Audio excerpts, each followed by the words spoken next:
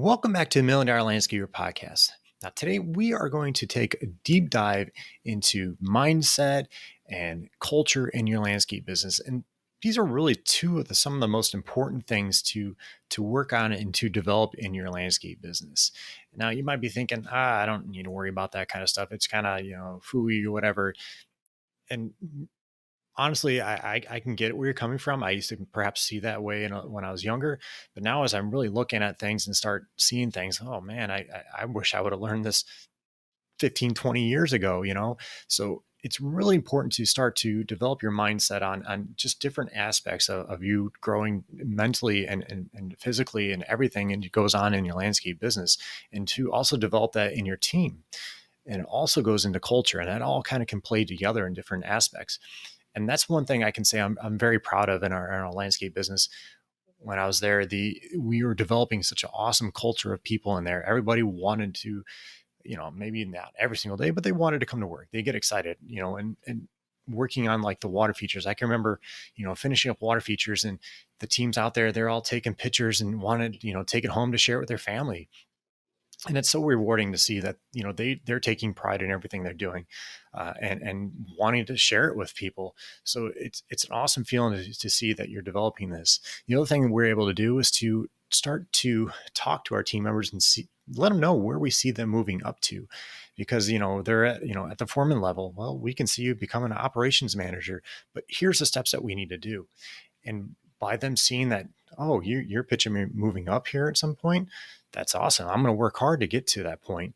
And the same thing with your laborers. Okay, well, this person moves up, then somebody else is going to take his position as a foreman or whatever it is. And developing that culture really gets everybody kind of tied together and everybody excited about being there and working on the business.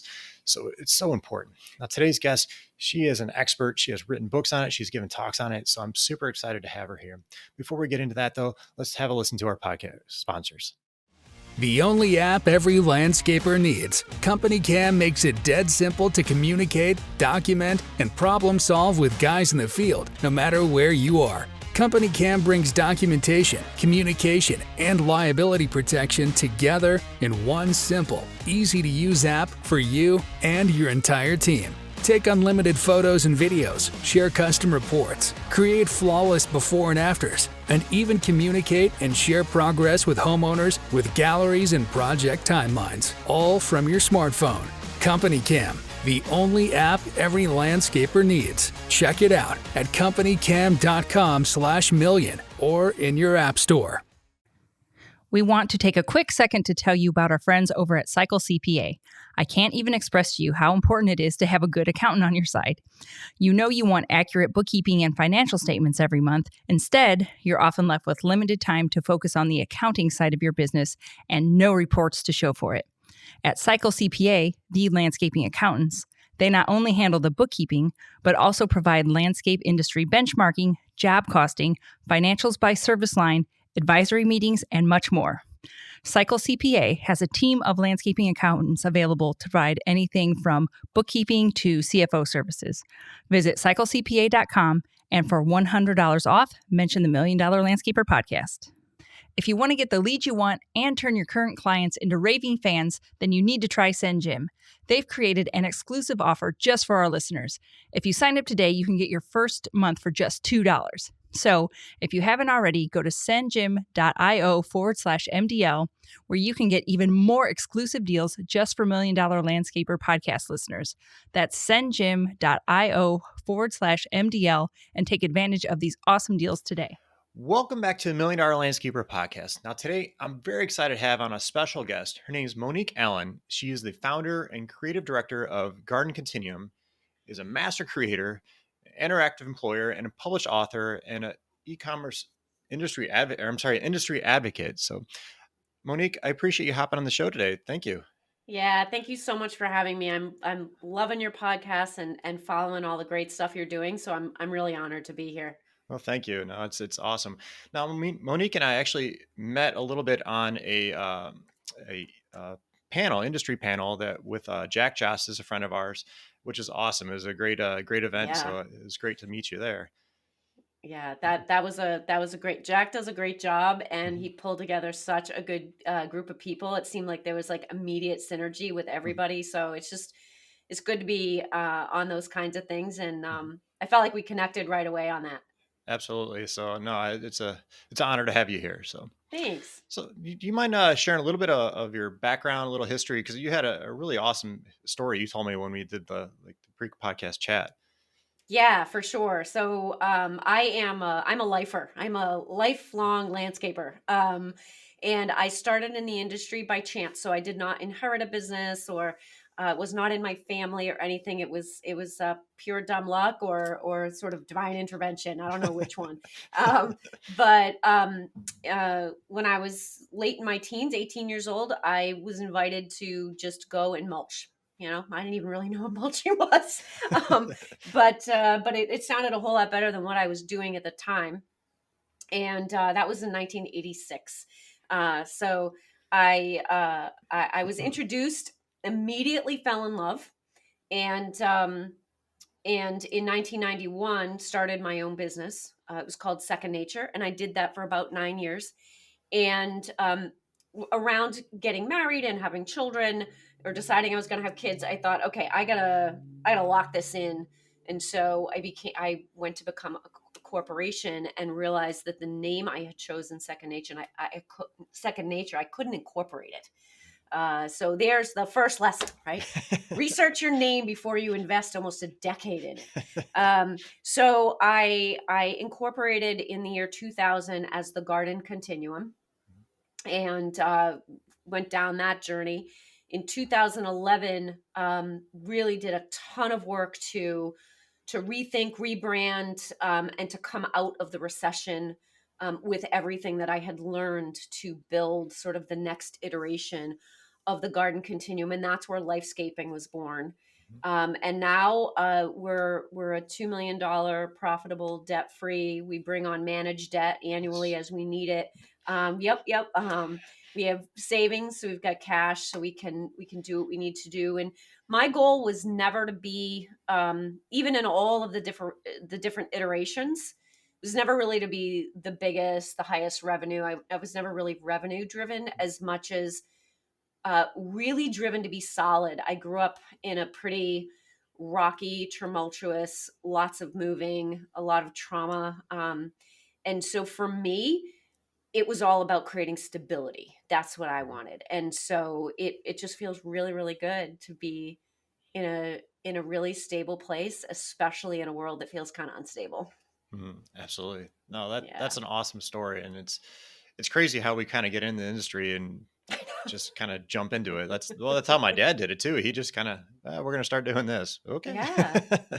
It fits some of us though, right? Wouldn't you say? Like, I know for me, and I know when you and I talked about just like all of the people that you've talked to on your journey as a podcast host, um, is it like for me when my hands hit the ground, it was grounding. Like I was so spinny, and there was so much trauma and pain and anger and and then I hit the ground, and I started doing this work, and like being outside, being in the sun, being in the fresh air, doing physical work, touching the earth, like all of that, like for me, for my brain, it was really grounding. And when I meet a lot of the amazing people that do this work, they also like that.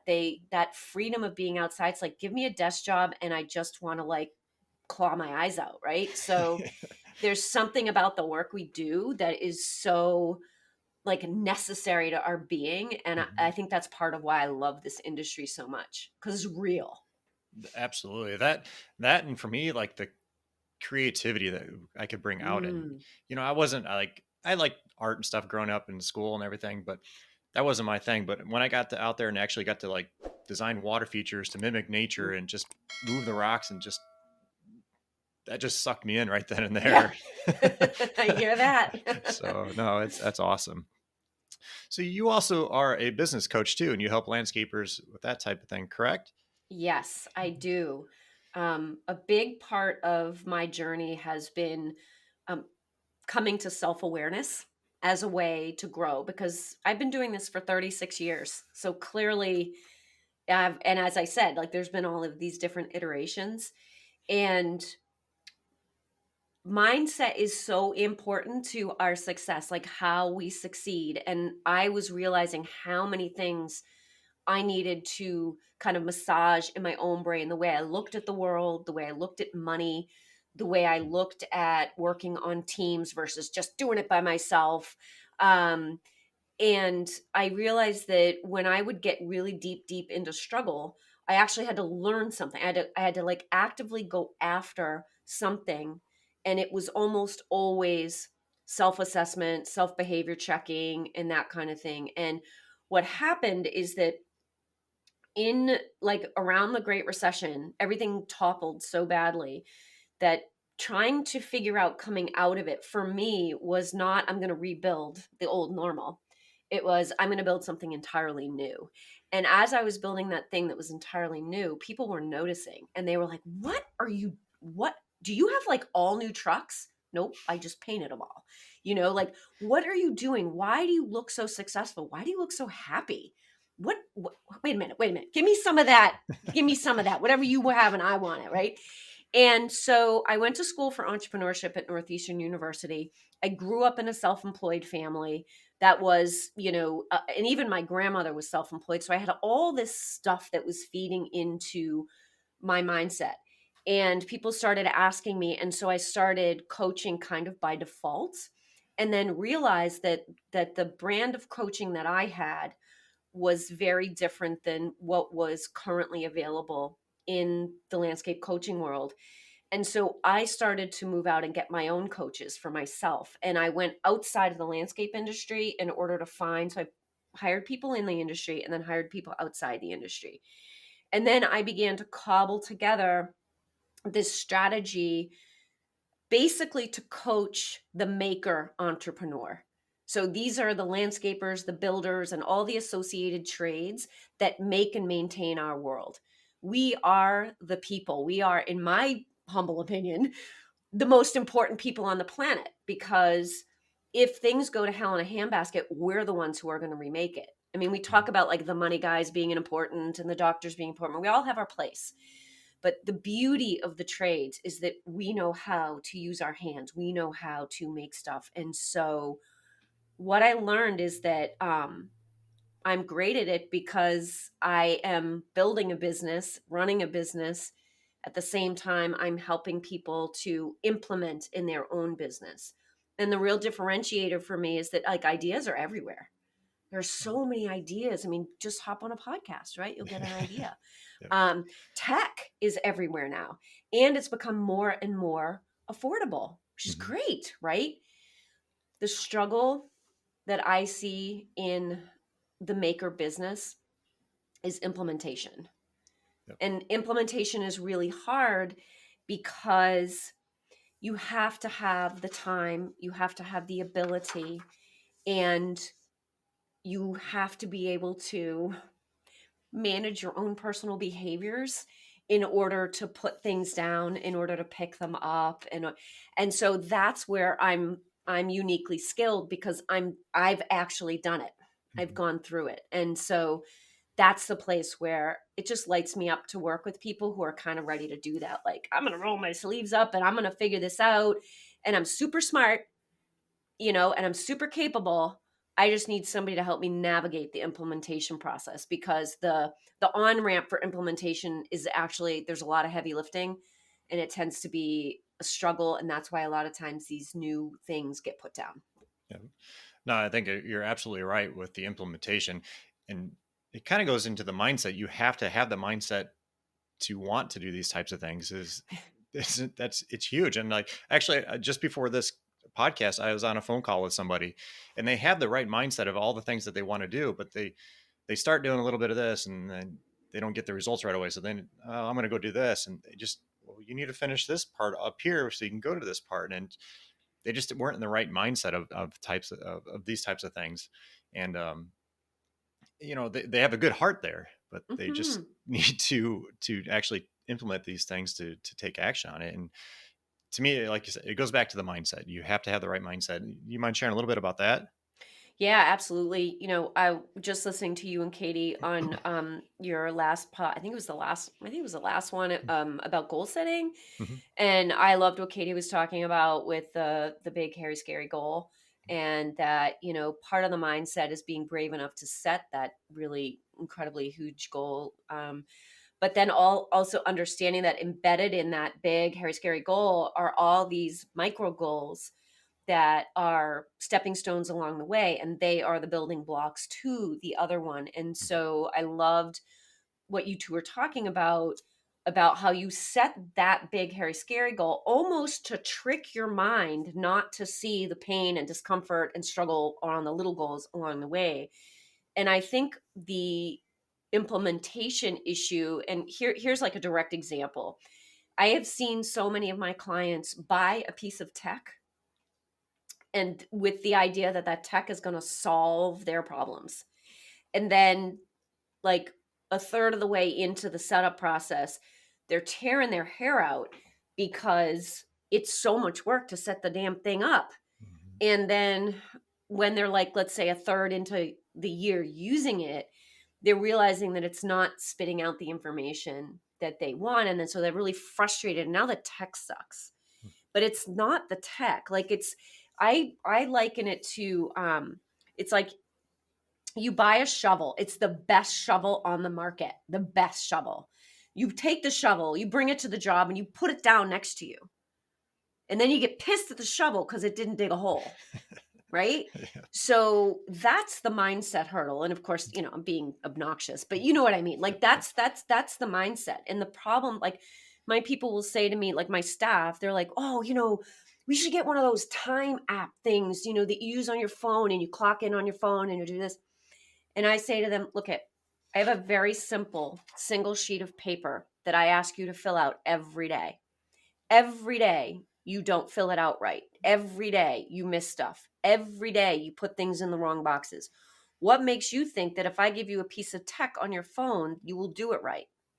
I will get you the tech when you do the paper right for a whole year, right? So it's mindset is really simple. It's just not sexy. Yep. It's not flashy. It's not shiny. And so, and also we change our minds incrementally. So the problem when we buy tech is that it's a big buy, it's a big thing. And we expect that our mind can wrap itself around it right away. And the thing is, it can't. Our brains don't work that way. We hate change in our brains.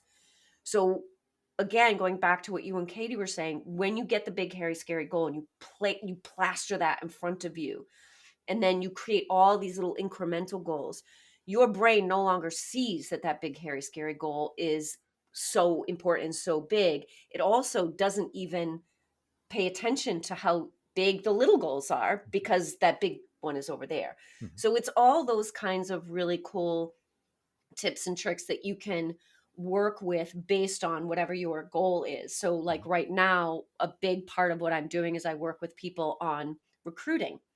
But what people don't understand with recruiting is if your retention is bad, you're always going to fail in your recruiting. So to recruit well, you actually have to turn around and look at retention. And so mindset is embedded in every single thing you do, from your staff side to your sales side. Absolutely, and it does. It ties, everything gets tied together. And I agree with you on the recruiting part of it. It's building that culture on the back end that's going to help keep and drive people towards your business and on the recruiting process. And actually, Katie and I were talking about this yesterday because we have a portion in our academy we talk about this, the hiring and training or chaining, and it's trying to put those words in a course is very difficult to try to teach people to, like, you have to develop this culture. Well, trying to like spit that out into a course is it's kind of difficult. That's why I like doing the live trainings because of that. But I always take a look back at what I did in our business, and it was always, I kind of getting off topic here, but it was always trying to tell our crew leaders or foremen, this is what I see you doing in 5 years from now, but here's the steps we need to do to get to that point. And they can start opening their minds to seeing, oh wow, he sees that I can do this, but I have the potential to do this. And then gets them excited, to get them driving to get to that goal. And that's what helped develop our culture, because they get excited, they lead that into their teams, and just so forth, and just builds on everything. And then you got people wanting to come join you because they see what these people are doing, and it all ties together. And it's goes back to the mindset of, I guess, of you have to look at yourself to be able to improve everything. And I don't know, I see a lot of landscapers like, oh, it's the people out there, it's the people. Well, portion of it might be, but it's on you as a leader to develop that. Yeah, and So it's on us as leaders to understand who we are. And I think part of the difficulty that you had with building that course is unlike something like, let's say, like a sales system or like onboarding a software for invoicing or something. You can make those things very linear. A plus B equals C. If I do A, I will get B. The problem with humans is that we're complex, and that's beyond complicated, because complicated is still, if you do A, you will, and then B, you will get C. But between A and B, you may need to do a bunch of other little steps, but it's still linear. It's just complicated. When you move into complex, there's no linear nature anymore. And that's what happens with humans, because when we're building a team, we have many humans. And so each human has their own dynamic. Each human to human contact has its own dynamic. And then each group has its own dynamic. And then the whole has a dynamic. And I think that's the part when I'm working with owners to build their staff. It really all starts with the owner. And one of the thing is claiming your ownership, claiming your style, claiming your meaning, your mission, your purpose in doing it, and then building the culture around that. I actually just gave a free course, a free webinar on Monday night this past week, called Stop Hunting, Start Attracting Your Ideal Fit Employees. And the attraction model is all about kind of like building up your own magnetic force. And that comes from really, really becoming self-aware. And that too is a mindset, right? So we have amazing ability as owners, because here's the thing. Owners are all really smart, capable people. It's their nature. If you own a company, if you've just started or you've owned a company for decades, there is such a capacity and ability to do stuff. The thing is, we hold a really high bar for ourselves, and that high bar is usually centered around production. And so the mindset shift is understanding that you can amplify production when you shift your mindset to think about organization, team, and fulfillment. Now your production can 10x. mm-hmm. And that's the cool thing. But it does take, like, it can be one of those, like, it feels like you're taking 2 steps back to take a step forward initially, like you said, about having to turn and look at retention and culture in order to hire. And again, mindset, right? Yep. Yep. Absolutely. It all leads back to it. It all leads back to It mindset. does. It does. It does. One of the things we were talking about in our previous conversation, we talked about mindset, services, and sales, and Mhm. that's a path that you train your people on. Correct? You mind talking about that? Yeah, so that's the first half. So there are 6 steps to developing a maker business, like a really good, successful maker business. And so mindset's first. We've beaten that horse. Yep. Like, mindset is so important, and it's the thread that embeds everything. The second is service, and then sales. So it makes sense, right? You need to know what services you offer. And the services you offer isn't, an 18 bulleted list of all the things you do, right? You want to think a little bit broader about your services, and it's less about the thing and more about the experience. In this market, it's all about experience marketing. It's really about helping the consumer understand how you're going to solve a problem for them, and understanding how you are going to help them amplify in the positive their experience of home or business or community or whatever it is. So service development's huge. Then you got to be able to package it and sell it, right? You got to be able to sell it. You got to be able to close the deal. You've got to be able to do that. The other piece, and these pieces aren't, it's not perfectly linear. The other piece is organization. you really have to understand the organization that you have. And oftentimes when I'm meeting new companies, they've already done those. They sort of have the mind. I'm a business owner, right? They get that mindset. They have services they already do. They already have a sales strategy. What's missing is the organizational structure. They don't really have an org chart. They don't really know what the chain of command is. They don't really have defined roles and responsibilities. And this is why they have a revolving door. Um, and so we have to figure out the organization. The next is team. Team development is required because in order for landscape to work, we work in crews. Crews are teams. And so we've got to understand the team dynamic and how that works. And then ultimately, right, the pièce de résistance is fulfillment. Because at the end of the day, the way we get paid is fulfillment. And all of us, because we're makers, we are makers. We're not happy until the thing is done and we can see it and we're like standing back, that rocks. Yeah. Right? We want that fulfillment. We are so jazzed when we build stuff. So fulfillment is really it's the icing on the cake. That's what we're all trying to get to. But those other 5 pieces are required, that we pay attention to them so that our fulfillment rocks.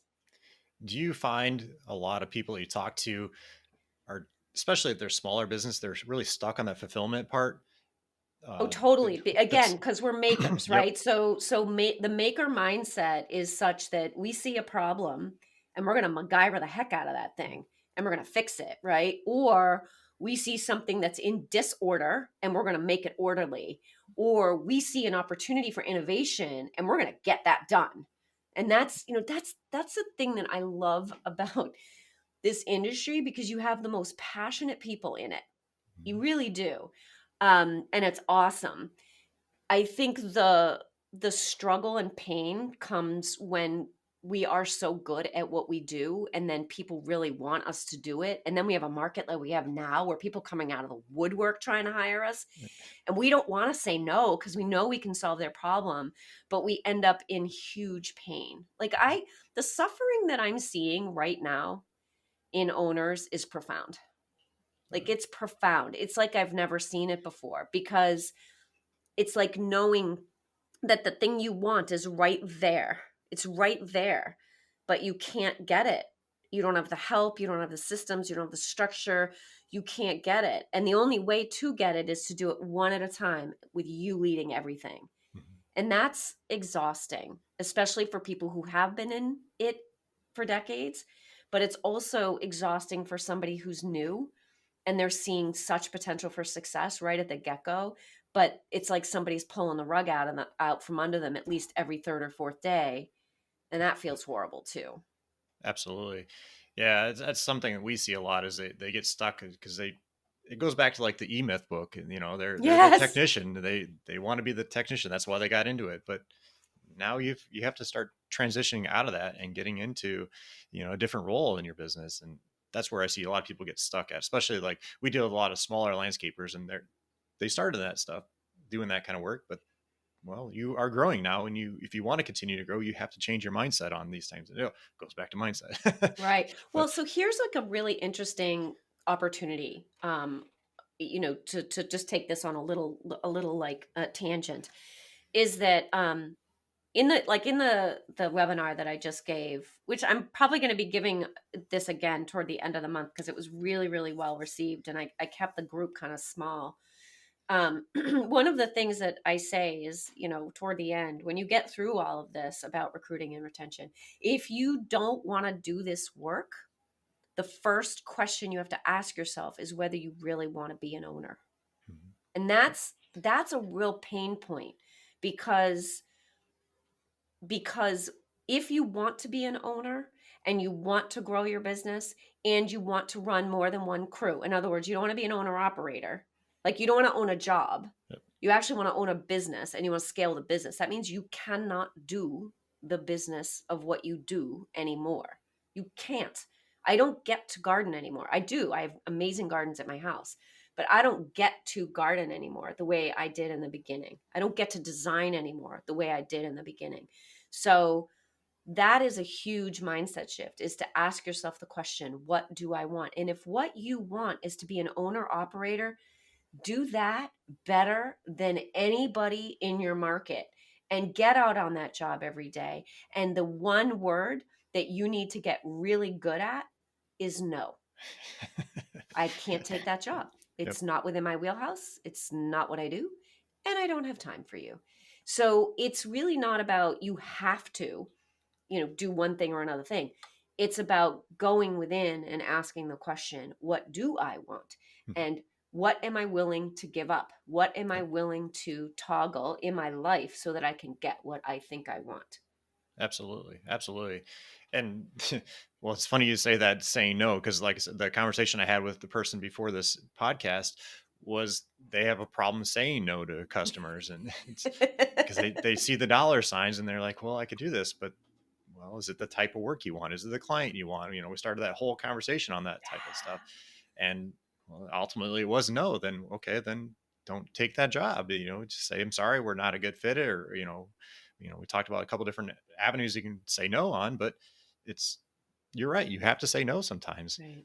Right. Just because you can doesn't mean you should. And Yeah. again, this is part of the maker mindset, right? The maker mindset is so capable, is so able and agile of mind and spirit to be able to take complex functional problems in our environment and fix them.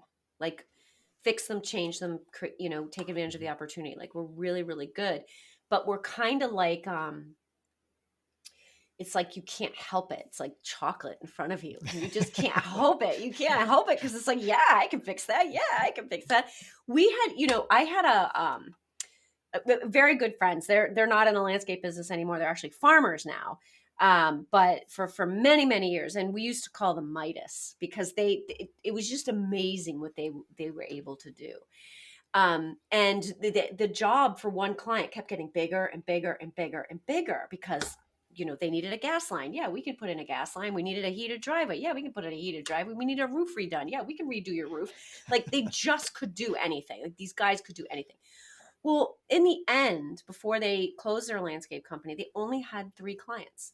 And they ended up developing their very deep pocket clients that wanted everything solved for them. So they worked for those 3 clients and they did everything. And if they couldn't do it, they brokered getting it done. They did everything. And so their landscape company ended up being more of a caretaking company, property management company. And it worked for them. No wonder they manage a farm so well. So I think that the direction that it takes, if it's bringing you joy, which is all, what I talk about on my Instagram channel all the time. I'm always talking about joy because I think it all goes back to joy.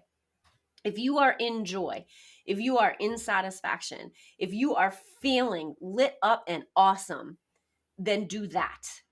And as soon as you feel like yourself, like it's plummeting and you feel terrible, take a look at that and ask, is it because I'm doing it wrong? Is it because I shouldn't be doing it? Should I have said no?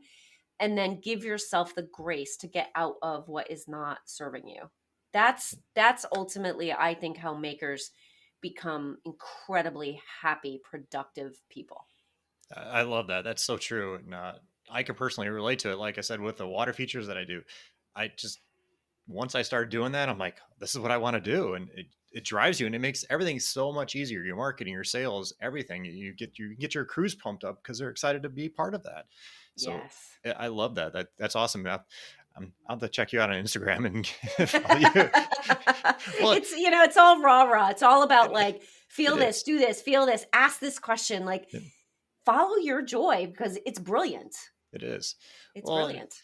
it if you are pumped up about it, you're going to get your team pumped up about it and they're going to be excited. And it goes back to that, creating the whole culture and everything. And it all ties together. So Yes. somebody has to be the rah person in your business. And Yes. that's awesome that Yeah. you're doing that. So do you have any other tips on how somebody can, propagate a better culture in their business besides the rah and Yeah, I think it's interesting because when we act like a cheerleader, like cheerleading is great when you totally believe in it. When it's like coming from deep in your heart, right? But unfortunately what happens is cheerleading it can really grate on people's nerves.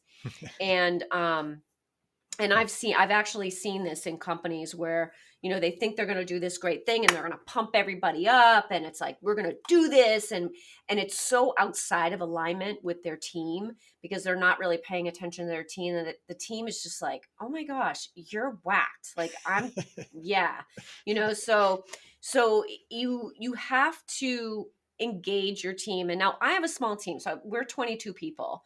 And if you've got 122 people as an owner, it's really hard to engage. If you've got under 20 people, there's no reason why you can't engage with every one of your people. It doesn't mean you manage everyone. Nobody should ever be managing more than, I would say, like maybe a half a dozen people.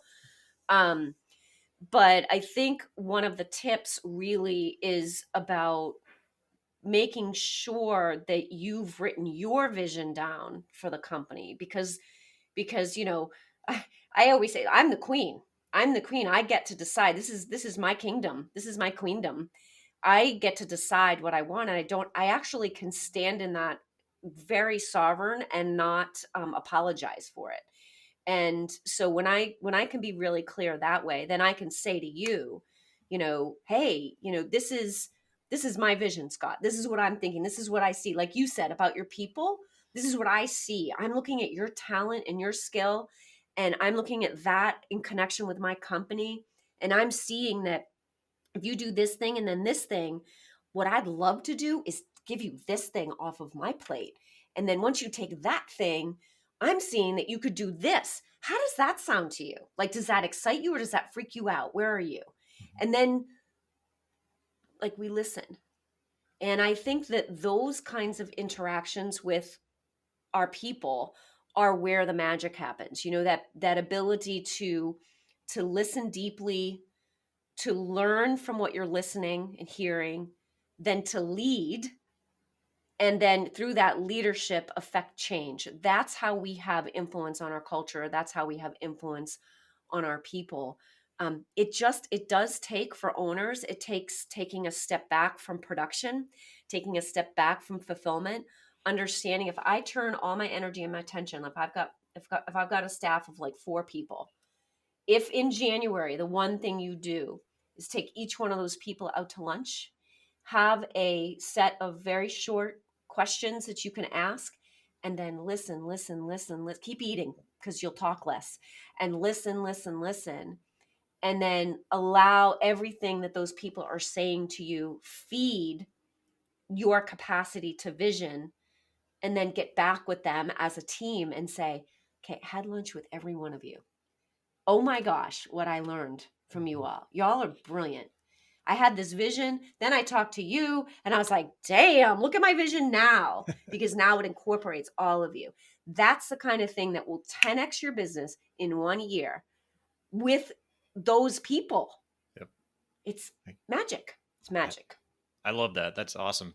We'd call them "What's Dumb Around Here" meetings. So we would, and it worked out awesome because everybody, and we would not like bash on somebody. We would just do what you said, is listen. That's the biggest thing, is don't talk, just listen and just hear their input. And okay, I appreciate that, and then move on. And everybody kind of go around, what's dumb around here? And you'd be surprised on like how much thought they put into some of the stuff and like how they can be fixed. And you may not even thought about that. So just listen to your team is huge. So I applaud you for doing that in your business. Yeah, it's a big thing to sit down with with 21 people and talk to every single one of them. It used to be harder. I just finished it the last week of December, and I do it over about 3 weeks time. And I tell you, I was so pumped. I was so lit up after. I felt awesome. And I gotta say, kudos to you all too for your do it dirty. I see it on your whiteboard behind you there, because I think, perfection is such a dangerous thing. And we as makers, we can do that to ourselves. We can like get stuck in the mud because we're afraid of not being perfect. But the flip side of that is that one of the conundrums about the employment experience is that most employees expect perfection from their owners. And we're imperfect beings. So that do it dirty thing only works if you ask for permission. So True. like when you say what's dumb around here, you're actually asking for permission for people to speak up about what's broken, dysfunctional, um, uncomfortable, ugly, like whatever, right? Do it dirty is also asking for permission to take a stab at it, knowing that it might not be right. And then after we do it, go back and look at it and be like, what worked? What are we keeping? What didn't work? What are we taking out of here? Mhm. And so I think that one of the things that owners can really embrace in that conversation is ask permission. Like, not like permission, like, can I?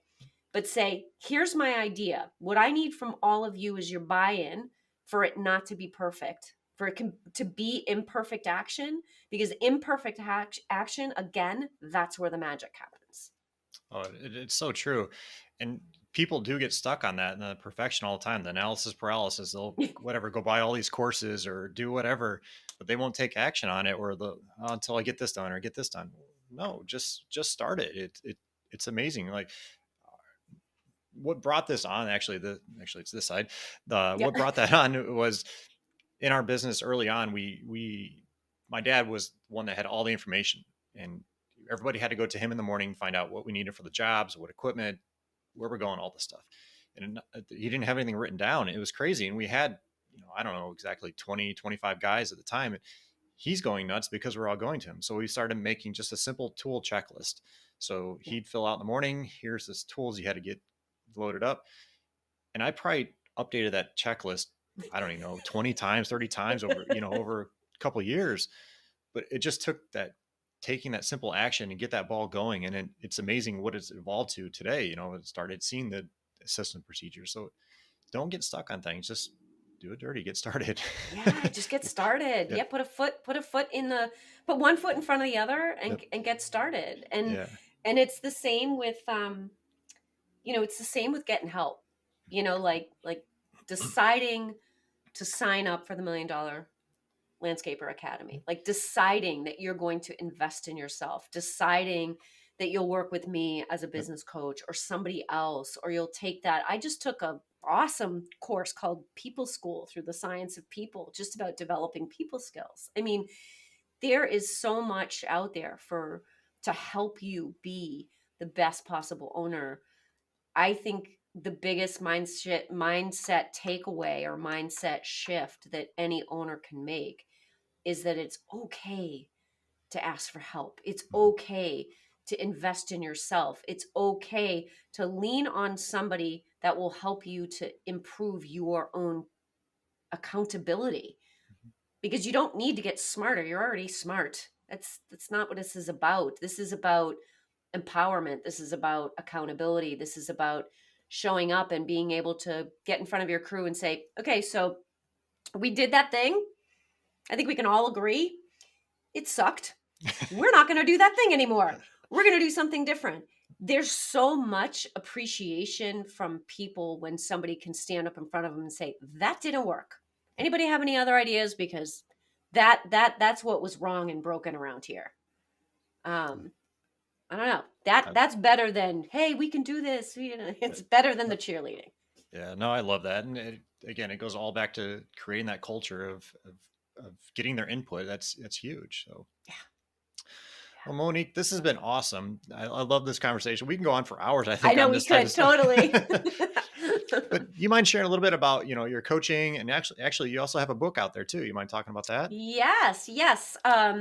So I'll tell you about the book. It's called Stop Landscaping, Start Lifescaping. So a little tongue in cheek, because of course we're all out here landscaping. But it was a metaphor. It was really a metaphor for don't worry about the things so much. Have joy in what it is you're doing. And lifescaping for us, I just looked at how to build a landscape. Really, just how to build a landscape. And I mapped out the landscape project process from the dream to fulfillment. And I weave in my own personal stories of, trials and tribulations and what I learned. But we talk about everything from staging, a job site and understanding how important mobilization and demobilization is in the estimating process, to really understanding that landscape is a system. It's not a thing, you know? And so a landscape is something you look at and you say, oh, that is so beautiful, right? How many people do we look at on social media and say, wow, their life looks so beautiful?